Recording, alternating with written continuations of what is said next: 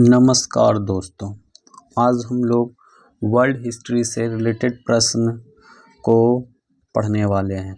जैसे में था कि हम लोग भौगोलिक खोजें मतलब कि ज्योग्राफिकल डिस्कवरी को हम लोग पूरी तरह से पढ़ लिए थे और समझ लिए थे, और अमेरिकन रेवोल्यूशन मतलब अमेरिकी क्रांति, मतलब दो टॉपिक हम लोग अभी पढ़े हैं। कौन कौन?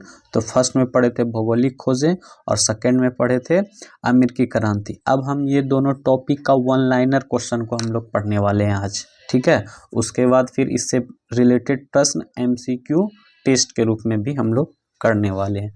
तो चलिए वन लाइनर में भौगोलिक खोजों को देखते हैं। जितने चीज़ हम लोग उधर लिख के पढ़े थे आज हम लोग वन लाइनर के रूप में पढ़ेंगे। तो चलिए शुरू करते हैं। विश्व की प्रारंभिक सभ्यताओं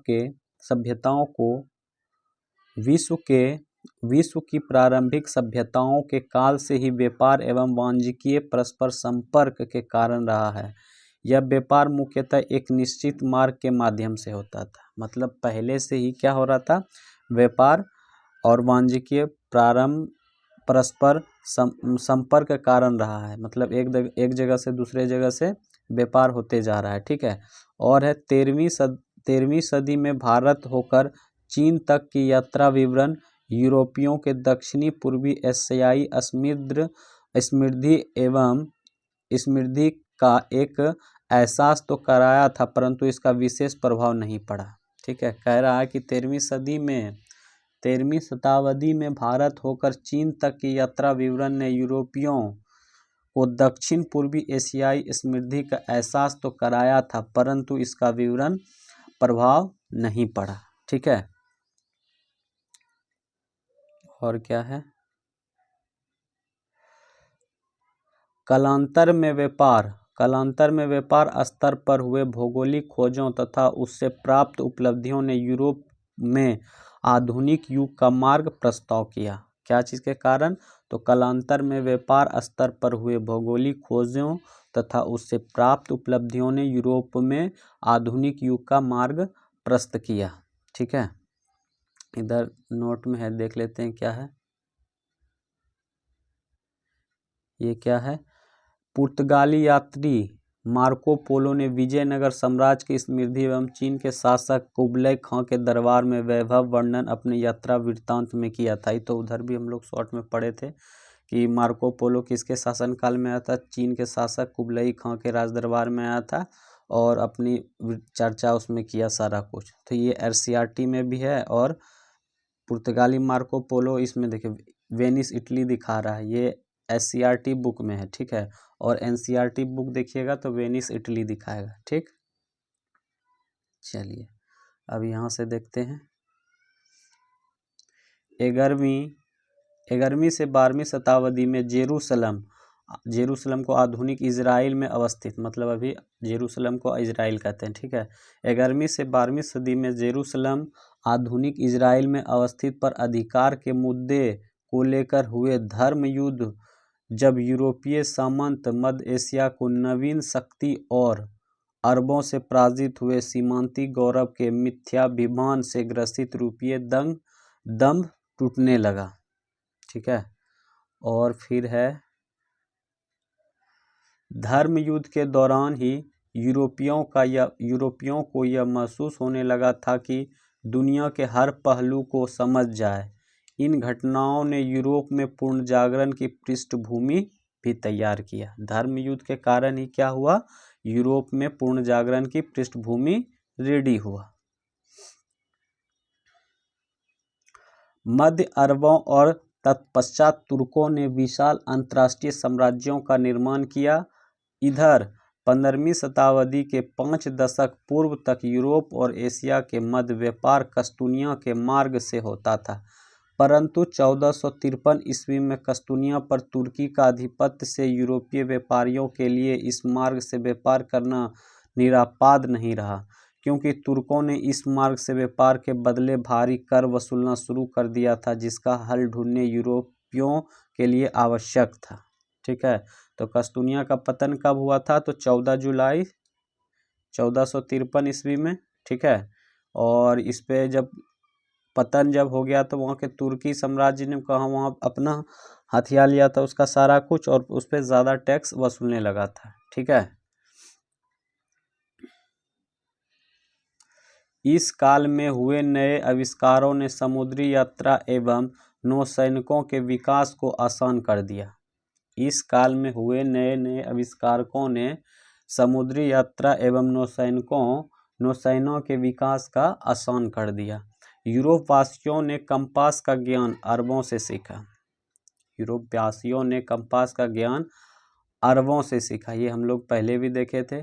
इटली, स्पेन एवं पुर्तगाली के समुद्री इलाकों में नौ निर्माण कला का परंपरागत पद्धति की जगह खाचा पद्धति विकसित हुई। इसे बड़े और मजबूत जहाज बनाए जाने लगे थे। केरावल भी कहता है तेज चलने वाला, और छोटी और तेज चलने वाला नाव को क्या कहते हैं?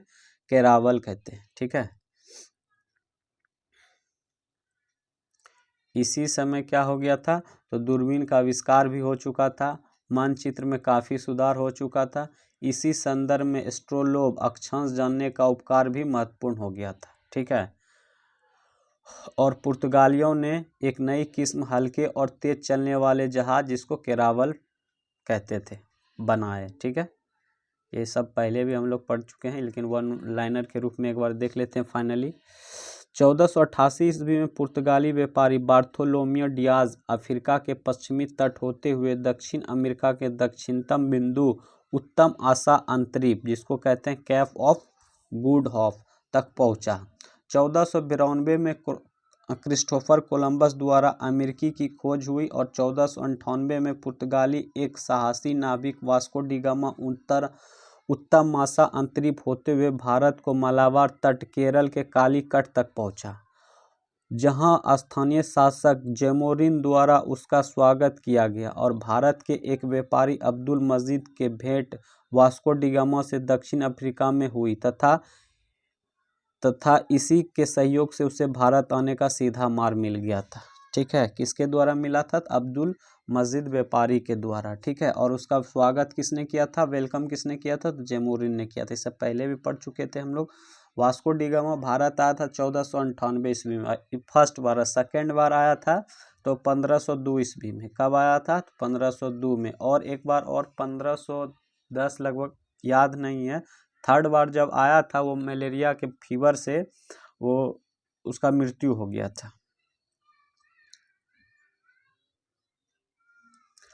अमेरिका अर्थात नई दुनिया की खोज यूरोपीय की नई उपलब्धि थी। अमेरिका अर्थात नई दुनिया की खोज यूरोपियों की एक नई उपलब्धि थी जिसे 1492 में ही कोलंबस ने प्राप्त किया। यद्यपि कोलंबस ने अमेरिका को भारतीय उपमहाद्वीप का हिस्सा समझा और यहाँ के निवासियों को रेड इंडियन कहा। मतलब कोलंबस क्या सोचा कि भारतीय उपमहाद्वीप का ही हिस्सा है, उसको इसलिए रेड इंडियन कहा। बाद में स्पेन के नाविक अमेरिगो वास्पुची ने नई दुनिया का विस्तार ढूंढा और इस महाद्वीप को बताया। इसके नाम पर ही क्षेत्र का नाम अमेरिका पड़ा। मतलब स्पेन के नाविक जो थे कौन? तो अमेरिकी वेस्पुची, और इसी ने पूरी अमेरिका को नई दुनिया का पूरा विस्तार से ढूंढा और इसी के नाम पे अमेरिका नाम पड़ा। ठीक है। और 1519 ईस्वी में मैगलन ने पूरी दुनिया का चक्कर लगाया, जहां यह धारणा पुष्ट हुई कि इस समुद्र एक से दूसरे देश से जुड़े हुए हैं।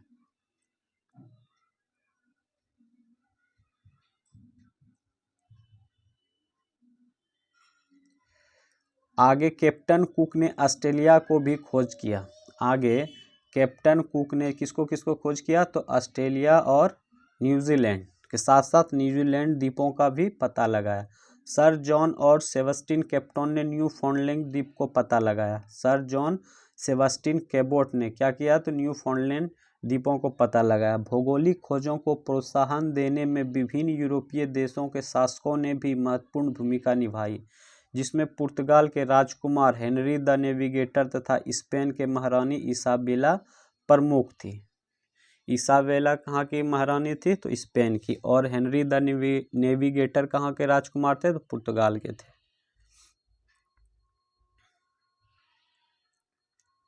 अब देखिए भौगोलिक खोजें कंप्लीट हो गया और अब अमेरिकी क्रांति होगा, अमेरिकन रेवोल्यूशन। ठीक है, अब अमेरिका क्रांति के बारे में पढ़ते हैं। भौगोलिक खोजें हो गया, अब अमेरिकी क्रांति के बारे में पढ़ेंगे। ठीक है, उपनिवेशों के गवर्नर इंग्लैंड के राजा द्वारा मनोनीत किए जाते थे, जिन्हें विशेषाधिकार भी प्राप्त थे और वे उपनिवेशवासियों के प्रति उत्तरदायी नहीं थे।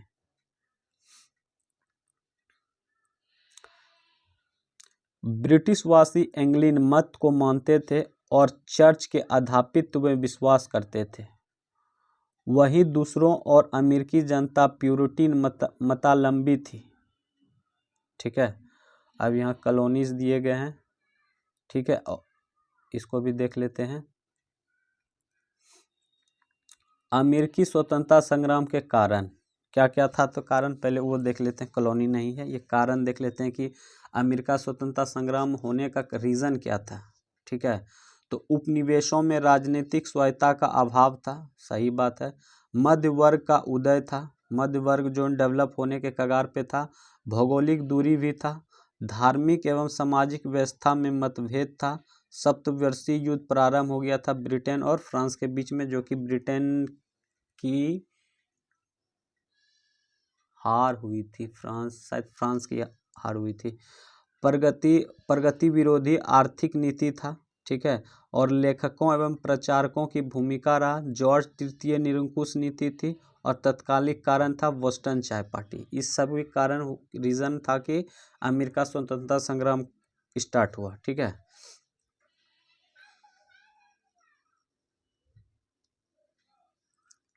ब्रिटिश समाज सामंतवादी एवं कुलीन व्यवस्था पर आधारित थी।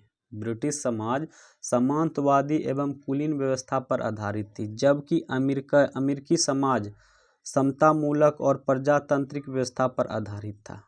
सप्तवर्षीय युद्ध इंग्लैंड और फ्रांस 1756 से 1763 ईस्वी में बीच हुआ था।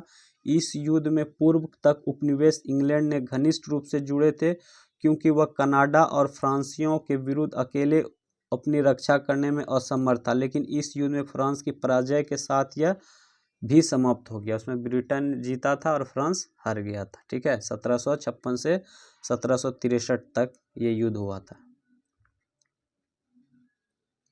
इस युद्ध पर टिप्पणी करते हुए प्रोफेसर पोलार्ड ने कहा था कि फ्रांस की पराजय ने अमेरिकावासियों की स्वतंत्रता की इच्छा को भड़काया था। किसने कहा था? प्रोफेसर पोलार्ड ने। उपनिवेशवासियों अपने व्यापार एवं अन्य क्रियाकलापों में इंग्लैंड के हस्तक्षेप को नापसंद करते थे। अतः उपनिवेशों में विकसित हो रहे मध्यम वर्ग इंग्लैंड के कुलीन वर्गीय शासन को अंत चाहता था। सप्तवर्षीय युद्ध में इंग्लैंड काफ़ी आर्थिक क्षति हुई थी। अतः क्षतिपूर्ति हेतु तत्कालीन प्रधानमंत्री ग्रीनविले ने 1765 में स्टाम्प एक्ट पारित किया। जब उसको क्षति होने लगा तो एक टैक्स लगा दिया, जिसके अनुसार सभी अदालती कागजों अखबारों आदि पर 20 शिलिंग का स्टाम्प शुल्क लगाना अनिवार्य था। ठीक है, अनिवार्य था। 1767 में ब्रिटिश संसद ने उपभोक्ता वस्तुओं पर कर लगाया। ये वस्तुएं थी कागज, सीसा, चाय एवं रोगन। बहुत सारे चीज़ थे जो कि सब पे टैक्स लगा दिए गए। ठीक है, जिसमें एक यहाँ भी थे 1764 स्टाम्प, ये शुगर एक्ट था। चीनी पे टैक्स भी शुगर एक्ट में लगाया गया था 1764 में, और स्टाम्प एक्ट थे 1765 ईस्वी में। ठीक है, चीनी तंबाकू दो महत्वपूर्ण कृषि उत्पाद थे उस समय। क्या क्या थे? तो चीनी और क्या क्या थे? सीसा, चाय, रोगन और चीनी तंबाकू।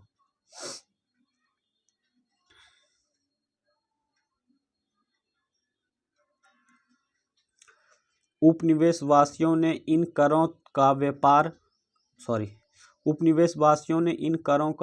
करों का व्यापक विरोध किया था तथा सैमुअल एडम्स ने एक स्लोगन बोला था, प्रतिनिधित्व नहीं तो कर नहीं का नारा दिया था। क्या दिया था? No tax no representation. ठीक है, मतलब कर प्रतिनिधित्व नहीं तो कर नहीं। किसने दिया था? तो सैमुअल एडम्स ने दिया था।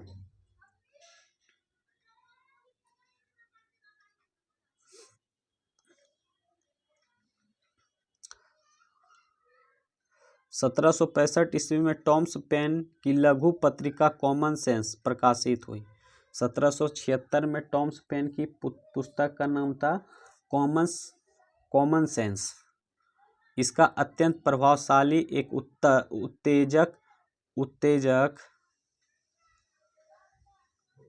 उत्तेजक शैली स्वतंत्र की आवश्यकता पर बल दिया गया। उसने राजतंत्र पर भी करारा प्रहार किया। क्या किया? राजतंत्र पर भी करारा प्रहार किया।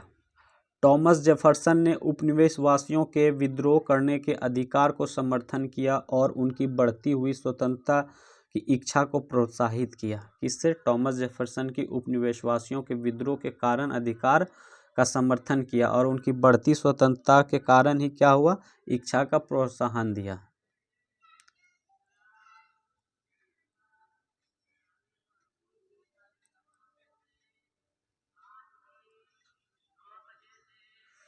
अब नोट में देखिए, common sense, right of man, the age of reason, सब पत्रिका का लेखक था टॉमस पेन। क्या क्या? तो common sense, right of man, the age of reason, तीनों बुक का नाम, बुक को लिखने वाले कौन थे? तो थॉमस पेन थे। ठीक है। राइट टू कोलंबस एक्सपर्ट, और इस बुक के अमेरिकन रेवोल्यूशन से को प्रेरित किया स्टेफन हॉकिन। ठीक है, हॉपकिन है। ठीक है। राइट ऑफ कॉलोनीज एक्सटेंडेड, तो इसमें इस बुक में अमेरिकन रेवोल्यूशन से को प्रेरित किया। ये तीनों बुक इंपॉर्टेंट है। ठीक है। Common sense, right of man, the age of reason, Thomas Paine ने लिखा था। और जो है कि इस बुक, कौन सा बुक ने अमेरिकी रेवोल्यूशन को प्रेरित किया? ये हो जाएगा राइट ऑफ कॉलोनीज एक्समाइंडेड, ये हो जाएगा स्टीफन हॉकिंग। ठीक है। इंग्लैंड के शासक जॉर्ज तृतीय की उपनिवेश के प्रति निरंकुश नीति भी आलोकप्रिय थी। ठीक है। 1773 में चाय कानून द्वारा ईस्ट इंडिया कंपनी को भारत से सीधे अमेरिका चाय भेजने का अधिकार प्रदान किया गया, जिसका उपनिवेशवासियों ने जबरदस्त विरोध किया।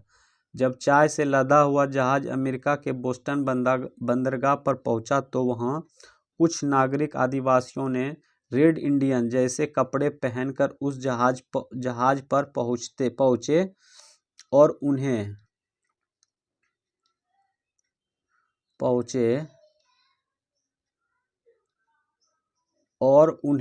और उन्होंने चाय की सभी पेटियां समुद्र में फेंक दी। इस घटना को बोस्टन टी पार्टी के नाम से जाना जाता है। तो कब हुआ था? तो 16 दिसंबर 1773 ईस्वी में। ठीक है।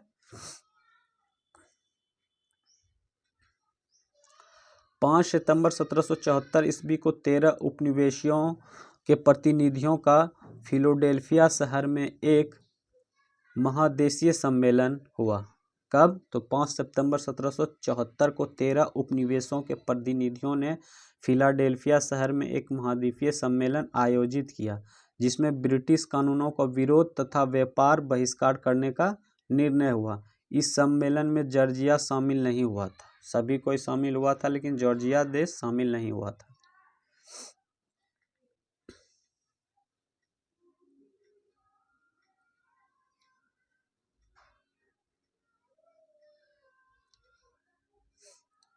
आठ अप्रैल 1875 में ब्रिटिश सेना तथा उपनिवेशवासियों के बीच लेक्सिंगटन में प्रथम संघर्ष हुआ। कहाँ हुआ?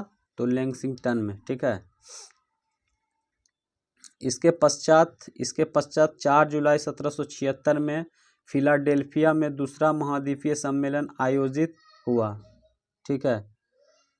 इसमें टॉमस जेफरसन द्वारा तैयार किया गया स्वतंत्रता घोषणा पत्र भी जारी किया।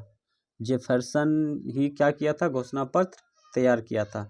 और जॉर्ज वाशिंगटन को अमेरिका उपनिवेश का सेनापति भी नियुक्त किया था। इस प्रकार अमेरिकी स्वतंत्रता संग्राम पूरी तरह आरंभ हो गया, जो 3 फरवरी 1783 को पेरिस की संधि हुई। कब? तो 3 फरवरी 1383 ईस्वी को पेरिस की संधि हुई और अमेरिका स्वतंत्रता संग्राम समाप्त हुआ। 1787 में ईस्वी में संविधान का निर्माण हुआ, जो कि 1789 में लागू हुआ। जॉर्ज वाशिंगटन प्रथम राष्ट्रपति बनाया गया।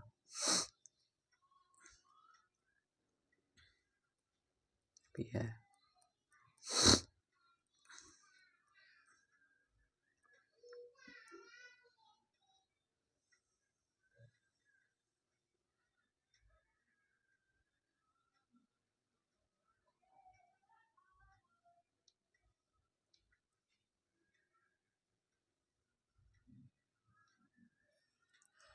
अमेरिकी स्वतंत्रता संग्राम एक तरह से वाणिज्यवादी प्रतिबंधों के विरुद्ध एक विद्रोह था, अतः इसमें एडम स्मिथ के लेसेस फेयर मुक्त व्यापार के सिद्धांत को मजबूत किया और वहाँ के राष्ट्रपति इस लेसेस द फेयर रूल पे अपना प्रशासन चलाने लगे, मुक्त व्यापार क्षेत्र पे। ठीक है।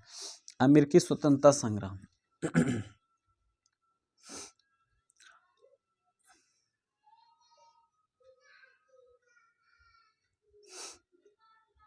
अमेरिकी स्वतंत्रता संग्राम ने फ्रांस को भी प्रभावित किया था। अमेरिकी स्वतंत्रता संग्राम ने फ्रांस को भी प्रभावित किया था। क्यों? तो इस संग्राम में लफाते का नेतृत्व में फ्रांसीसी सैनिक ने भाग लिया था। किसके सहायता से? लफाते के सैनिकों की सहायता से। अतः जब स्वदेश लौटते तो निरंकुश राजतंत्र के प्रति जनता का जागरूकता करने का प्रयास किया। अमेरिकी क्रांति ने फ्रांस की क्रांति की नींव डाली, फ्रैंकलिन ने कहा था। किसने कहा था कि अमेरिकी क्रांति ने फ्रांस की नींव डाली? फ्रैंकलिन ने कहा था। ठीक है।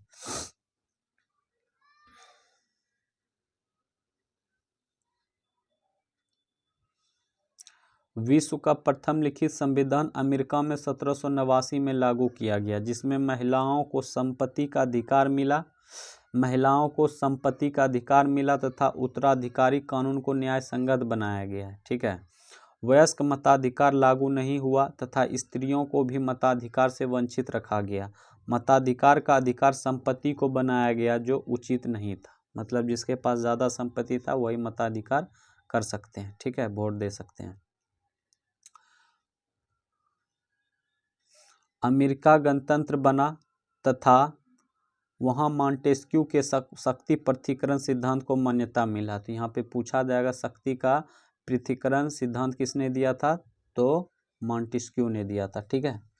ब्रिटेन की हार की दोष जॉर्ज तृतीय तथा उसके मंत्रियों के मत्थे मढ़ा गया फलता। ठीक है। तो क्या क्या था? तानाशाह बनने का जॉर्ज तृतीय का सपना चूर हो गया। ठीक है। क्या हो गया? तानाशाह बनने का जॉर्ज तृतीय का सपना चूर हो गया।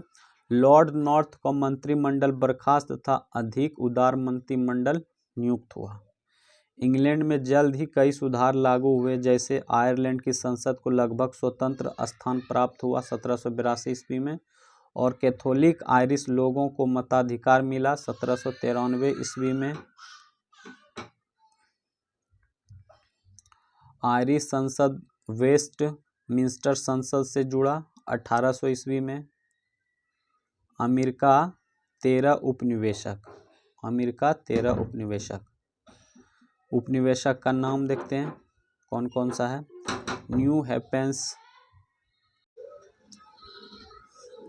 न्यू हैम्पशायर और Massachusetts, red island, Connecticut, New York, new Jersey, Pennsylvania, Delaware, Maryland, Virginia, उत्तरी कैरोलाइन, दक्षिणी कैरोलाइन, जॉर्जिया।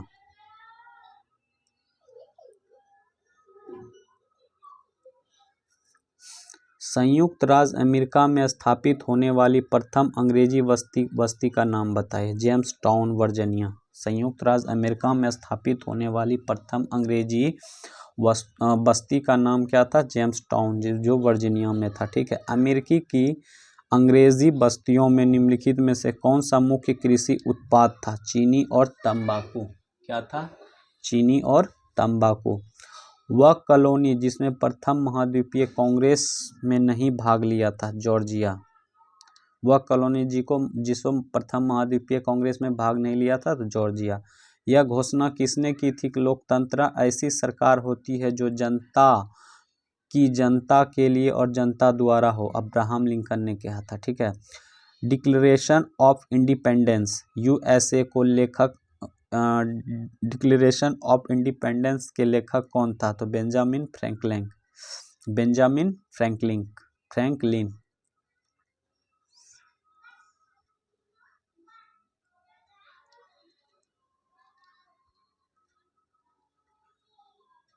अमेरिकी सेना ने सारागोटा युद्ध में इंग्लैंड की सेना को कब परास्त किया था? 1770 ईस्वी में। किस ब्रिटिश प्रधानमंत्री की नीतियों के कारण बोस्टन चाय पार्टी कांड हुआ? किस ब्रिटिश प्रधानमंत्री के नीतियों के कारण बोस्टन चाय पार्टी की कांड हुआ? तो लॉर्ड नॉर्थ के कारण ही बोस्टन टी पार्टी की घटना हुई थी।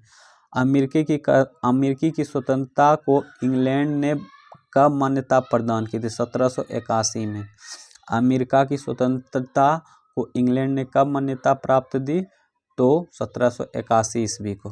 किस युद्ध में लॉर्ड कॉर्नवालिस द्वारा आत्मसमर्पण करने के साथ ही इंग्लैंड की पराजय सुनिश्चित हो गई थी? यॉर्कटाउन, सितंबर 1781 में। ठीक है। तो ये था भौगोलिक खोजें और अमेरिकी क्रांति का वन लाइनर, जो कि 2 टॉपिक हम लोग पढ़ चुके थे। इसका आज वन लाइनर भी कर लिए। अब इससे रिलेटेड एमसीक्यू टेस्ट के रूप में भी कर लेंगे। उसके बाद न्यू टॉपिक है फ्रांस की क्रांति। ठीक है, फ्रांस रेवोल्यूशन, हम लोग उसको फिर पढ़ेंगे। आज का क्लास यहीं पे समाप्त करते हैं। धन्यवाद।